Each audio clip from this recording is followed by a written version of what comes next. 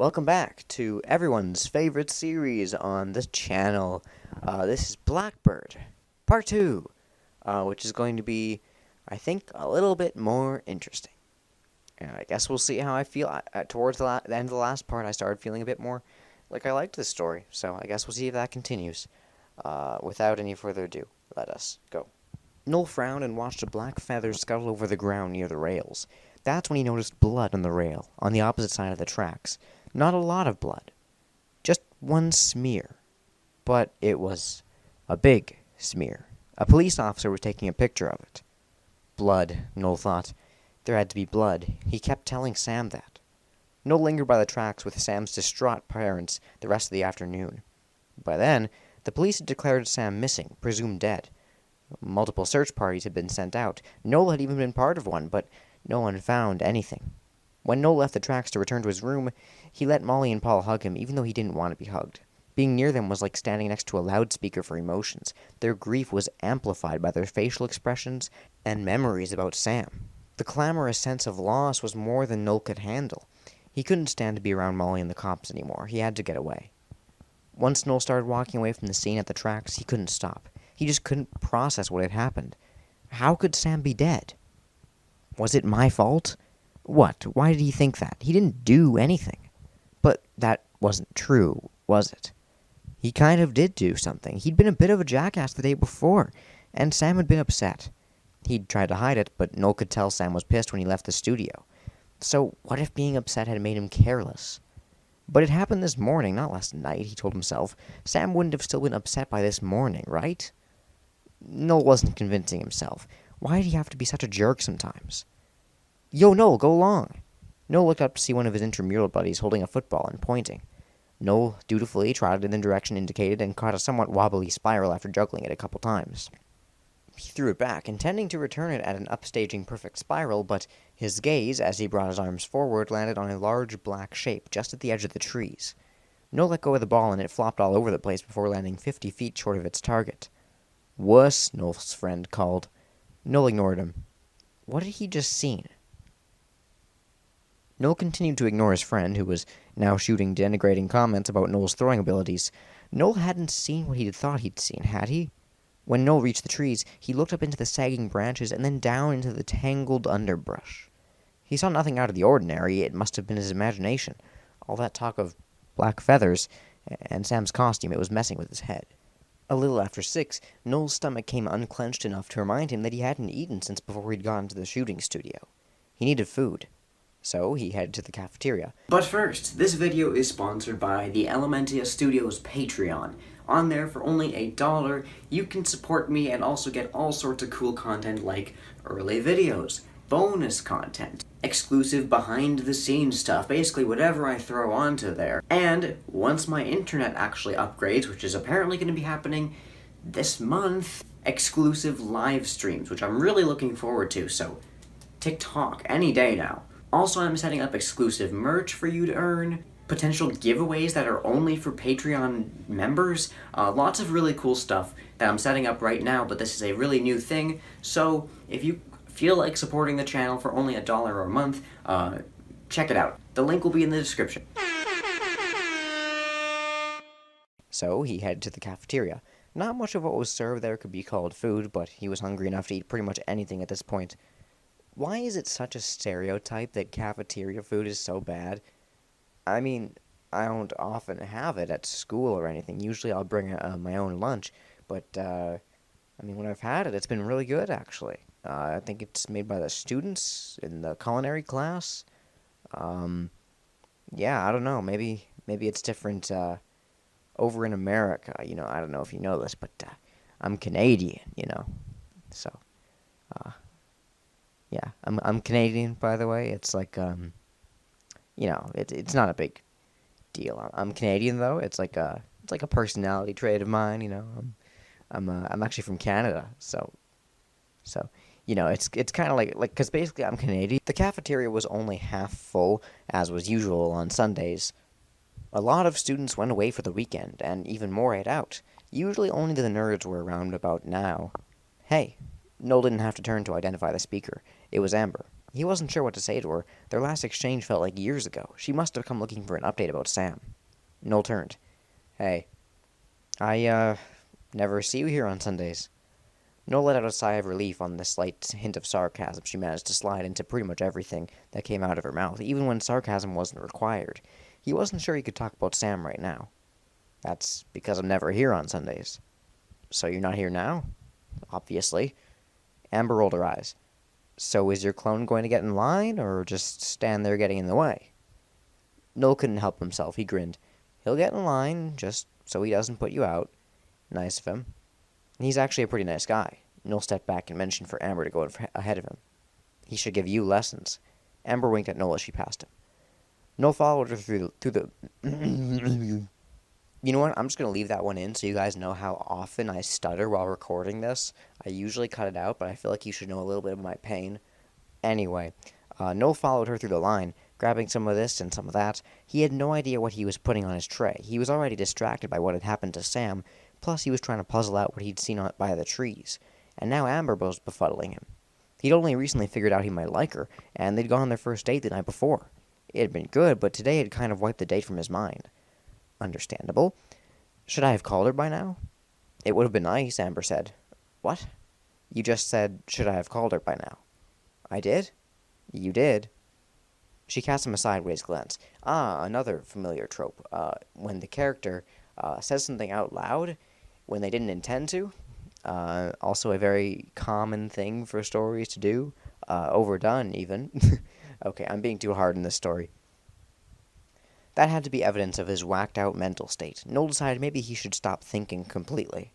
Finding himself at a big round table covered in crumbs and smeared with something red, Noel sat down. He stared at the red smear. Surely not blood. Must have been, ketchup. Why did he have blood on the brain? Noel glanced at Amber to be sure he hadn't said that one out loud. Apparently not. She was putting blue cheese dressing on a big salad. The cafeteria was about a third full, conversations were muted, and silverware and dish face-offs were intermittent. Outside the wall-to-wall windows, the quad was completely empty. The sun was dipping behind the tops of the trees, where Noel thought he'd seen...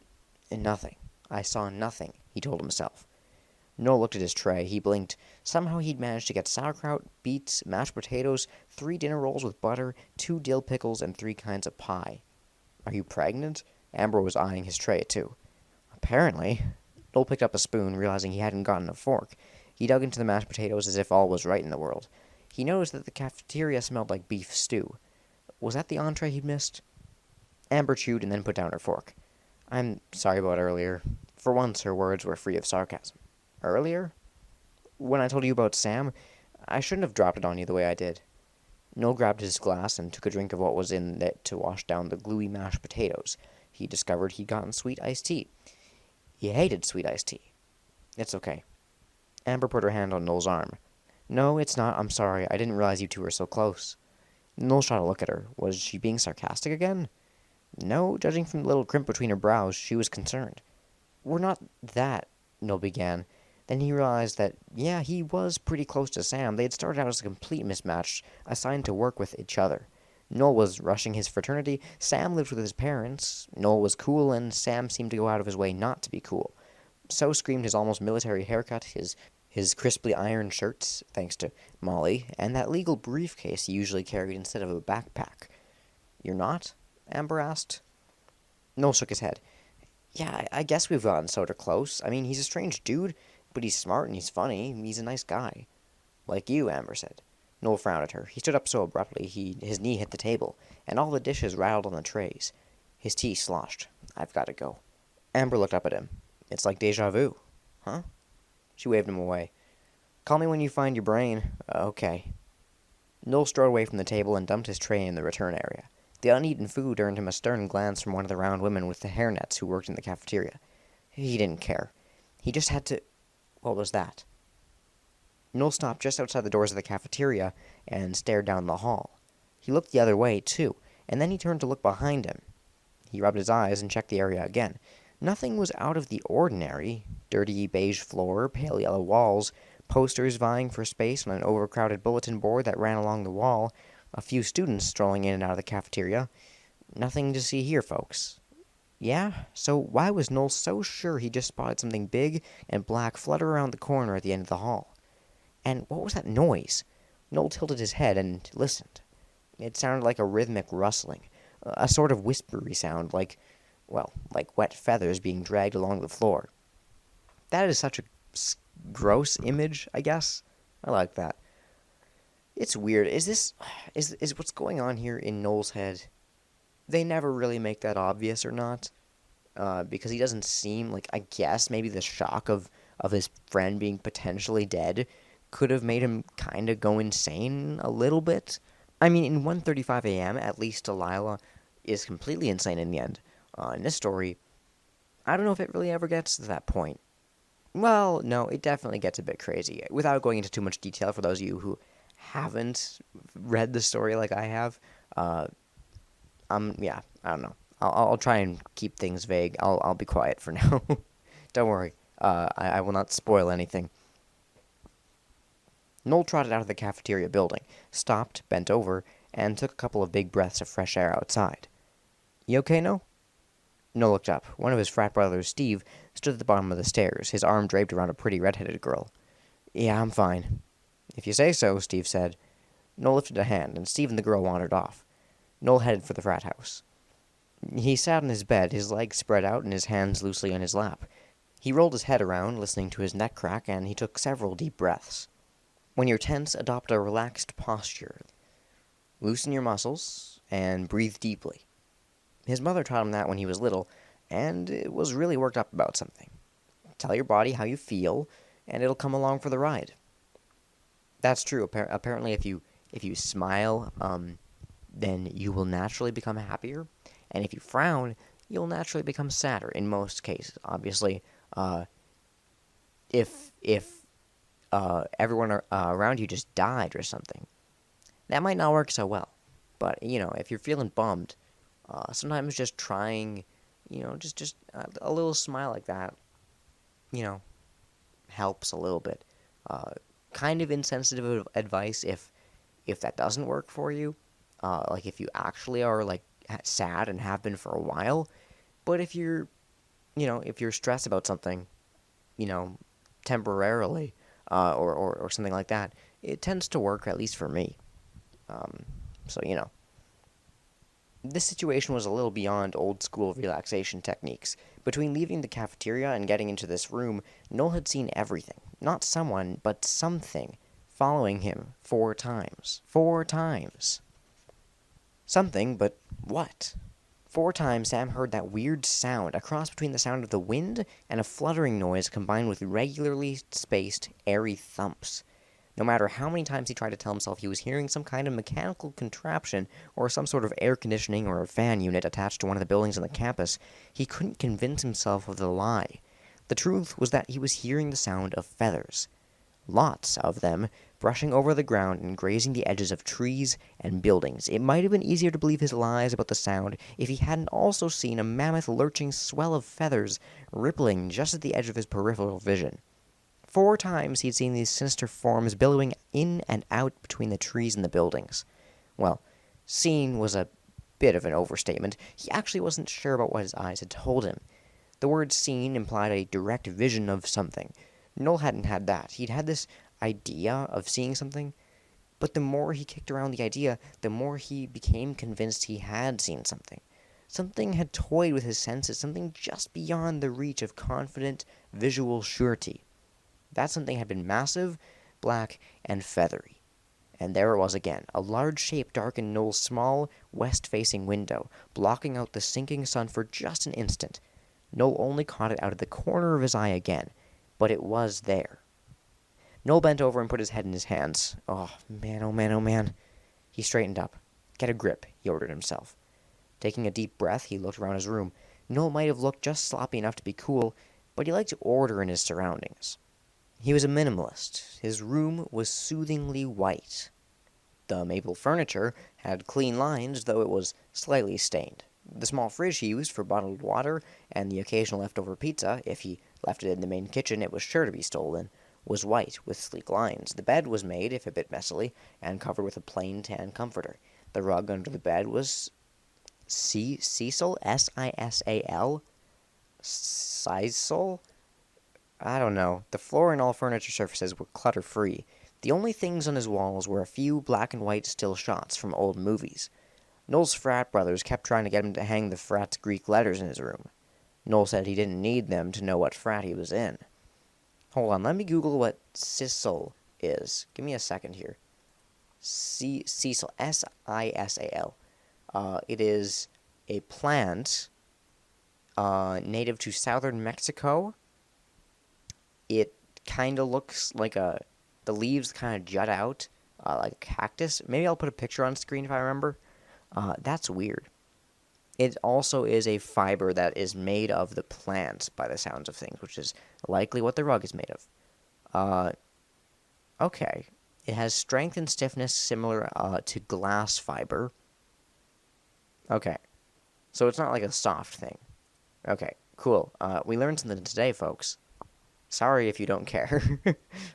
That refusal was just one of the many things that had earned him the name No. The black shape passed his window again. Noel ran to the window and pulled the white room-darkening shade. A shadow flitted behind the shade, and Noel turned his back on the window. This is just stupid. He crossed to the bed and sat again. But was it? Noel liked to think he was a pretty reasonable guy. But he knew what was going on here, and it wasn't reasonable at all. It was very unreasonable. It was unreasonable, but he was sure it was true. Noel was seeing Sam in the Blackbird costume. And Sam was stalking Noel. Why was Sam stalking Noel? It was obvious, wasn't it?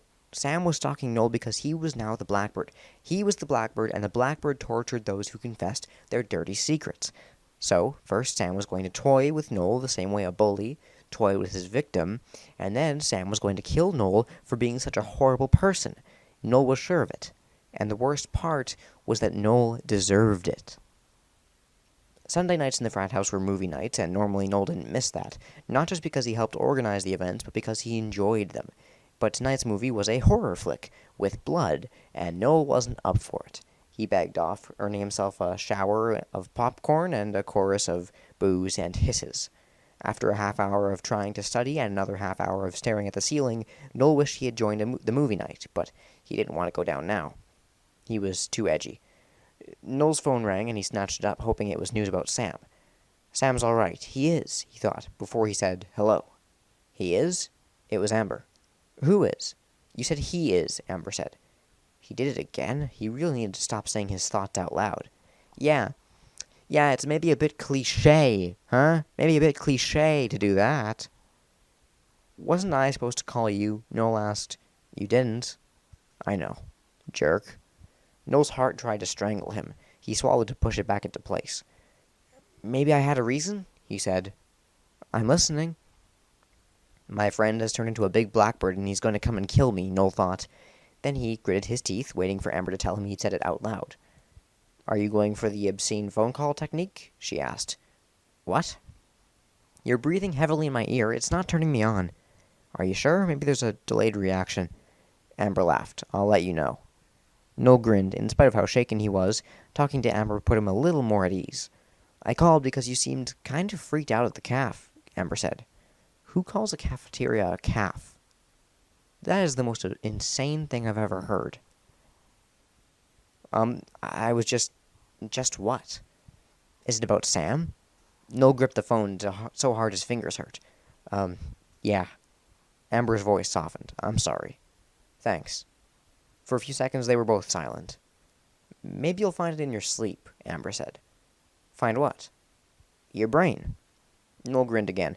I'll give it a go and I'll let you know what happens. Be sure you do. When Noel hung up the phone, he tried to convince himself that his thoughts about Sam were just some kind of craziness caused by shock. Maybe Amber was right. Maybe he could go to sleep and find his brain, the sane version of his brain. The one that wasn't being stalked by a friend in a bird suit. It was worth a try. Noel stood and stripped out of his clothes. Oh, it's this kind of story, huh? Like the body-proud Ian, Noel slept in his underwear, but he wore boxer briefs, white. No rubber ducks. Sliding in under wrinkled sheets that desperately needed a trip to the laundry, Noel took one last look around his room to be sure all was as it should be. It was. He closed his eyes. At first, sleep wouldn't come. Noel's muscles wouldn't let go. They were so taut they could have been strung on a guitar and plucked. And if they'd been plucked, Noel was sure he'd sound dissonant. What does dissonant mean? I don't care. I'm ignoring that one. I won't look it up. There was no question he was out of tune. Oh, okay, well that answers my question. Noel tried closing his eyes. Sleep began to take him, and as soon as it did, images of implausibly huge wings scraped against his lids. Ooh, that's a nasty picture. Then he felt gigantic feathers battering against his entire body. He was being pummeled by stiff, elbow-length feathers. He could feel them drub against his skin in an eerie contrast of soft versus hard.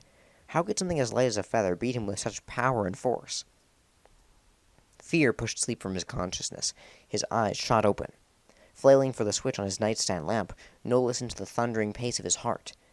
Okay, that was alarming. Was that a dream? No, it couldn't have been a dream because Noel had never fallen asleep. He just started falling asleep. Noel stood up and got a bottle of water from his fridge. Downing half of it, he sat on the edge of the bed and steadied his breathing. It took several minutes, and he tried not to notice his hand was shaking when he took another sip of water. Noel set down the water bottle and then said, "Get a grip." He lay down once more. "Let's try this again," Noel said to the room. He reached over and turned off the light. He closed his eyes. And someone, or something, opened the door to his room. Noel catapulted from the bed and knocked over his lamp, trying to turn it on. The bulb hit the wood floor and broke, so Noel ran across the room and flipped the wall switch. He was alone. The door to his room was closed, and it was locked. Noel stared at his door. What had just happened? Noel looked around. In spite of how ordinary it looked, his room was suddenly threatening. He needed a weapon. Keeping one eye on the door, Noel crossed to his closet and picked up his aluminum softball bat. Holding it like a club, he sidestepped to the door. He got a tighter grip on the bat, then unlocked the door and threw it open. The hallway was empty. Ominous music wafted from the first floor, lots of bass and percussion. Noel looked at his watch. The movie was probably still going. Noel backed into his room and closed the door. Locking it, he leaned against it and ran a hand through his hair. What was going on with him? He looked at his bed, then he stared at the doorknob. No way was he going to sleep unless he secured his door better. Feeling a little like the idiot Sam used to say he was, Noel stepped over to his desk, grabbed his chair, and wedged the top of the back under the doorknob. Good thing he'd opted for a wooden chair instead of the plush one with wheels his mother had thought he should get. Once the chair was in place, Noel looked at the shade over the window. The window was locked, right? Still clutching his softball bat, Noel checked the window. Yes, it was locked. Good. Now can you stop acting like a paranoid mental patient, he asked himself. He didn't answer himself because he had no idea if he could stop. It didn't seem to be in his control. Noel stood in the middle of the room for several more minutes. Then he decided there was no way he was going to sleep, so he righted his lamp and went into his closet for a broom, a dustpan, and a new bulb. After he cleaned up the broken bulb and got a new one in the lamp, he grabbed his laptop and got in bed with it. He might as well work on the new screenplay he was writing. He hoped it would be the script he and Sam would use for their midterm project. Now? Noel shrugged. Who knew what would become of it? But working on it might take his mind off the insanity, or make him sleepy. Whichever came first would be fine with him. It only took an hour for Noel to start nodding off. Encouraged by the silence, not just in his room, but in the frat house as a whole, Noel set his laptop aside and made sure his baseball bat was leaning handily against the side of his bed, and then he switched off his lamp. He immediately switched it back on. Was that a shadow he saw right as the light was going out? He scanned the room. Nothing. Nothing, of course. Noel decided he needed a flashlight. His lamp might not survive the night if he kept lunging for it. Opening his nightstand drawer, Noel got out the flashlight he kept there for power outages. It was amazing how often one of his frat brothers overloaded the circuits and blew the breaker. Setting the flashlight on the nightstand, Noel looked around one more time, and then gingerly laid his head on the pillow. He remained there for a few minutes, about as relaxed as the wooden Indian he'd accused Sam of being. And that thought made him stiffen even more. His lungs seemed to have shrunk. They couldn't take in enough air. He tried to blank out his mind. Think of good things, his mom always said when he was little and he'd get upset. Then she'd sing that song she always sang when he needed cheering up. He never had the heart to tell her the song didn't do it for him. He wasn't that fond of rainbows or kittens. But he did like Amber. He'd think of Amber. She had freckles, just a few of them. They crossed the bridge of her nose like bird tracks. Noel stiffened again. Ixnay on the Erd's Bay, Noel told himself. He tried again. So Amber had these freckles, and she had a matching trail of them across the top of her chest. I bet she does. I bet she does. He noticed them peeking out of the neckline of the white tank shirts Amber liked to wear. He also liked that about her. She stuck with jeans and white shirts. Man, girl, thinking about you makes me real sleepy. Noel's eyelids started to droop. Trying not to hold his breath, he reached out and turned off his lamp. He lay still and listened. Nothing. Good. Noel closed his eyes, and the window swept open. Something hit the floor with a thud. Noel grabbed for his flashlight, and he ended up knocking it across the room. He heard it clatter across the far wall. Noel seized his bat in the dark with his right hand and felt, with his trembling left hand, for the light. He managed to turn it on without breaking the bulb. Light flooded the room and revealed nothing. What the hell? Noel yelled. He was sure he'd heard the window open. He knew he'd heard something hit the floor. Did he dream it? He shook his head. No way, it had sounded too real. Crossing to the window, Noel checked the lock again. It was latched. Okay, fine, he'd sleep with the light on. Didn't he tell Ian he could sleep through pretty much anything? And he could. So he would. Noel retrieved his flashlight and set it on the nightstand. He repositioned his bat, and he lay down on the bed again. He looked at his watch. It was only 11:25. Could he call Amber? And say what? Want to come over and listen for invisible intruders with me? There was a line he'd never tried before. Noel threw his forearm over his eyes, but kept his eyes open. Why had he pushed Sam so hard yesterday? Noel rolled over and punched the pillow. Is this really the time for psychoanalysis, he told himself. He knew he shouldn't have taken that psychology class this semester. He did it because his advisor said psychology was helpful for all writers and filmmakers. He hadn't been prepared for how much it forced him to examine his own actions and motives. But since he didn't want to close his eyes yet, why not ask the hard questions? He'd known Sam was getting pissed off yesterday, but he kept needling him. Why? And even more important, why had he enjoyed bullying Christine so much in junior high? What was it about her that brought out that level of cruelty? Because there was no doubt about it, he'd been cruel, both in junior high and the day before. What did he get from that? Did it make him feel better about himself? He tried to remember something useful from his Psych 201 lectures. Was it mirroring? No, that was when you acted like someone else. Was it projecting? No, wasn't that putting your feelings off on someone else? Displacement. Getting closer? That was taking out your frustrations and impulses on someone or something less threatening than what's bothering you. He might be onto something. But he was so tired. Noel's eyes closed, and finally he fell asleep. A screeching squeal, somewhere between an alarm's buzz and a siren's wail, a sound that barely came in under ear-damaging levels, wrenched Noel from cushy oblivion and hurled him back toward Earth. At the same time, a spine-scouring lightning strike burned an image of the BlackBird into Noel's brain, marking Noel's mind like a dreadful brand. Noel fought to find his way back to full consciousness, but he couldn't get all the way there. He was awake enough to know he'd been dragged from sleep, but that was as far as he could go. It was like something was holding him in place, clamping him into restraints in a way station between thought and no thought. He felt literally pinned to the bed. He could even feel the stabbing pressure of something sharp digging into his skin at the wrists and ankles. He tried to buck off his assailant, but he couldn't move at all. He was utterly paralyzed. He could feel the pressure getting stronger and stronger, pushing him deeper into his mattress. He felt like he was being compressed into nothingness, and still he tried to battle the force above him. He poured every ounce of his will into his muscles, and he grunted and strained to get free. His confinements got worse, not better. Noel suddenly sensed an evil presence hovering above him. Not hovering, sitting. The presence was sitting on Noel's bed. Sitting on Noel, it was pressing down on him, engulfing him, insinuating itself into every part of him. And then, with a flash of light, he was free.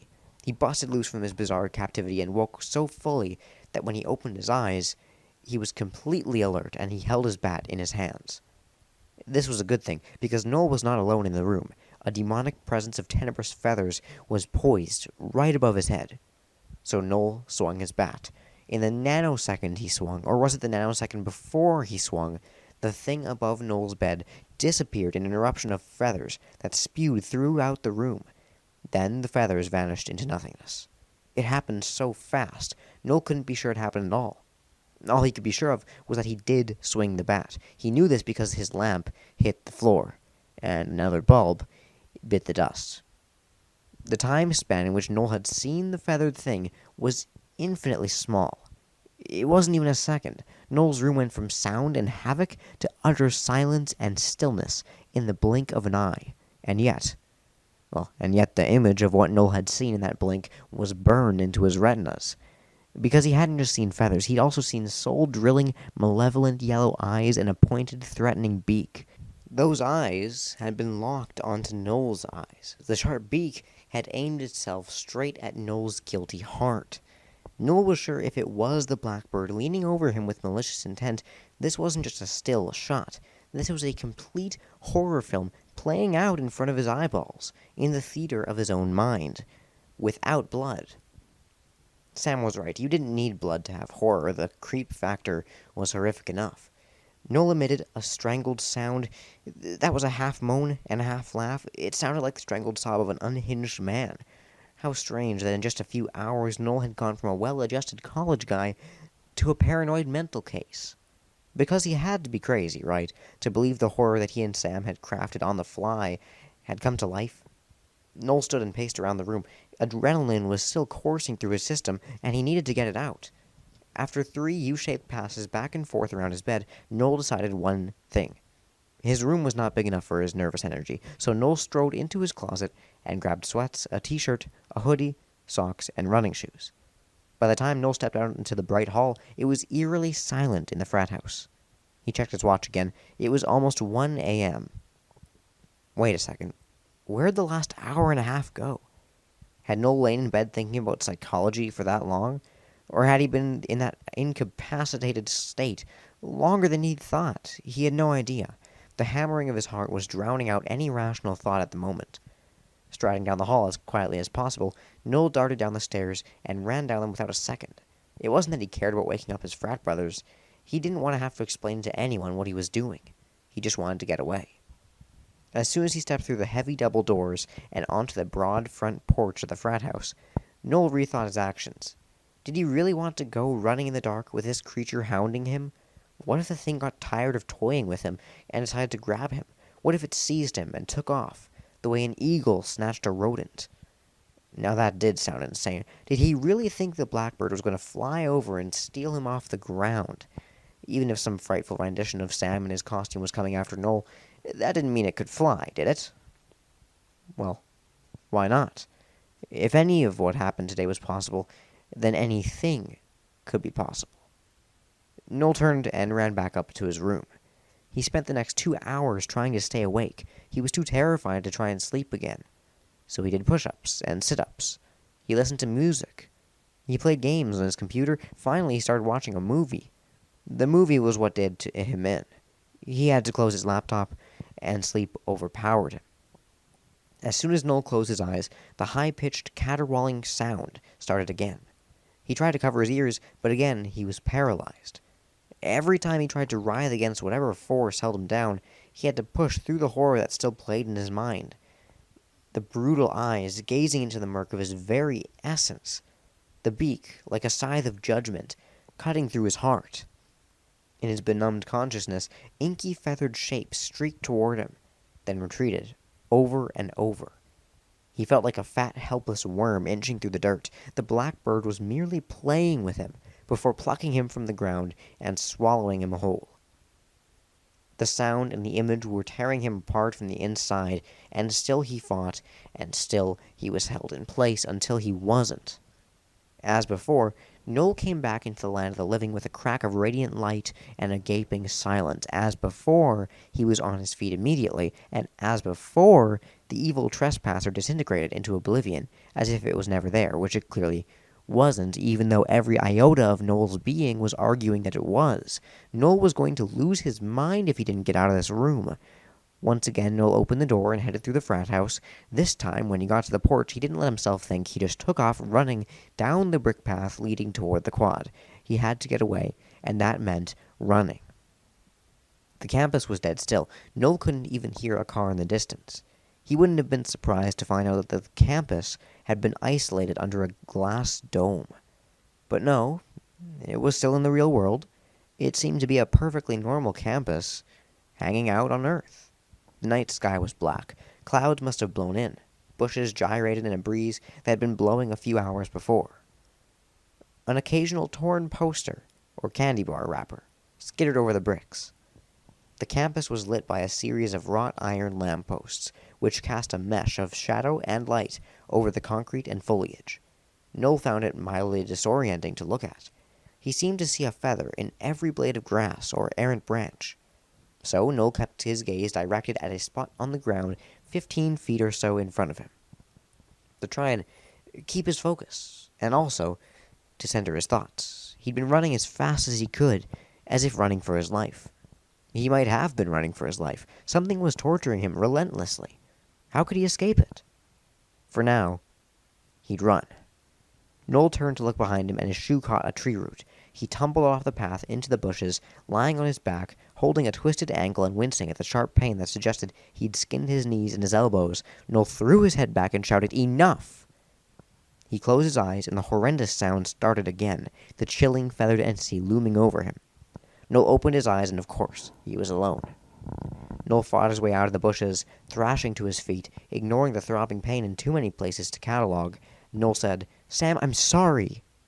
Turning in a circle, Noel said it again and again, almost like a ritual. "Sam, I'm sorry." Quarter turn. "Sam, I'm sorry." Quarter turn.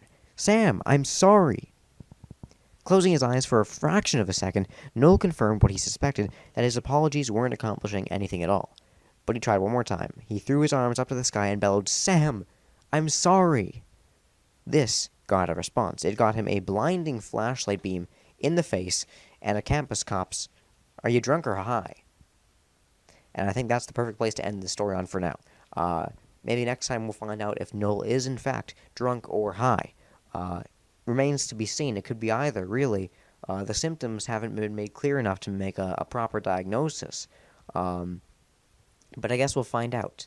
Whether he's drunk, whether he's high, whether something's chasing him, whether it's Sam or something else, or whether it is all in his mind. Maybe even a mix of the two.